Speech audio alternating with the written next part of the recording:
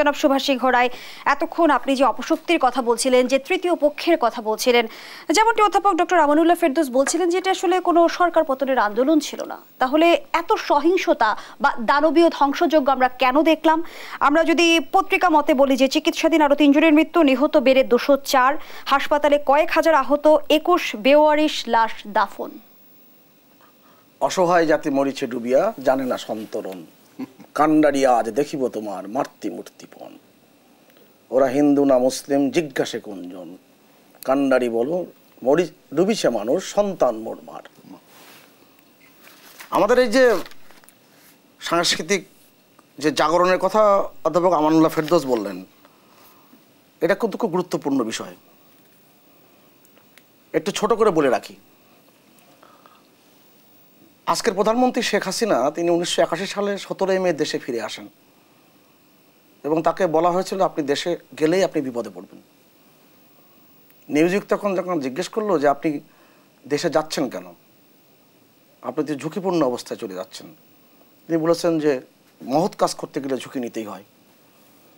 আপনার মনে পড়বে যদি ইতিহাসের পাতা উল্টান, হুসাইন মোহাম্মদ এরশাদ যখন রাষ্ট্র ক্ষমতা দখল করলো 1982 সালের 24শে মার্চ, তারপরে সে রাজনৈতিক দলগুলোর সাথে একটা ডায়লগে বসেছিল।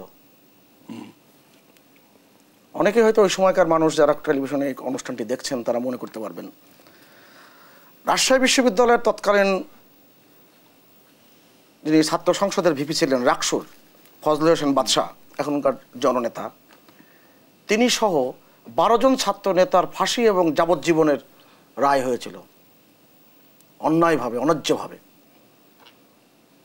আজকের প্রধানমন্ত্রী শেখ হাসিনা তিনি যখন 15 দলের নেতা হিসেবে সংলাপে বসলেন, তিনি প্রথম বললেন আমার ছাত্ররা আজকে ফাঁসির দড়িতে ঝুলে আছে, যতক্ষণ পর্যন্ত এটা প্রত্যাহার না হবে আমি এই সংলাপে অংশগ্রহণ করব না, আমি কথা বলবো না, আমি এখানে কোনো চাও স্পর্শ করতে পারি না। আর শ্রমিকদের ট্রেড ইউনিয়ন করার অধিকার এই সংলাপের অনুষ্ঠান থেকে ঘোষণা করতে হবে। রেডিওতে ঘোষণা যখন হলো যে তাদের ফাঁসির আদেশ এবং যাবজ্জীবনের যে আদেশ, সেই আদেশ প্রত্যাহার হয়েছে এবং ট্রেড ইউনিয়ন করার অধিকার যখন ঘোষণা করা হয়েছে সরকারের পক্ষ থেকে, তখনই বঙ্গবন্ধু কন্যা শেখ হাসিনা সেই সংলাপে বসলেন। আমার কাছে খুব অবাক লাগে যে এই যে ফু দিয়ে উড়িয়ে দেব এই কথাটা কিন্তু বেশ চাউর করা হয়েছে। আপনি খেয়াল করে দেখুন তো, 14ই জুলাই, সম্মানিত সঞ্চালক একটু খেয়াল করে দেখবেন, 14ই জুলাই এই যে এত দূরে আটলান্টিক মহাসাগরের ওপরে যে রাষ্ট্রটি মানবাধিকারের নানান রকম ফতোয়া দেন, নির্দেশনা দেন, আমাদের মানতেও হয়, শুনতেও হয়। কি বললো প্রেস ব্রিফিংয়ে? আমি তো নাম উচ্চারণ করছি না, 2 জন ব্যক্তি মারা গিয়েছে। তখনও পর্যন্ত কোনো হত্যাকাণ্ড হয়েছে?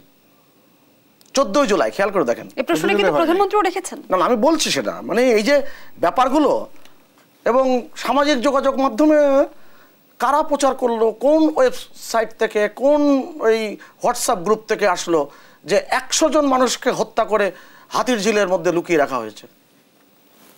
তাহলে মিলান 2018 সালের যে ষড়যন্ত্রের জায়গা, গত বছরের 28শে অক্টোবরের যে ষড়যন্ত্রের জ্বালা, হাসপাতালে মানুষ রোগী গিয়েছে, সেই হাসপাতালে আক্রমণ করেছে।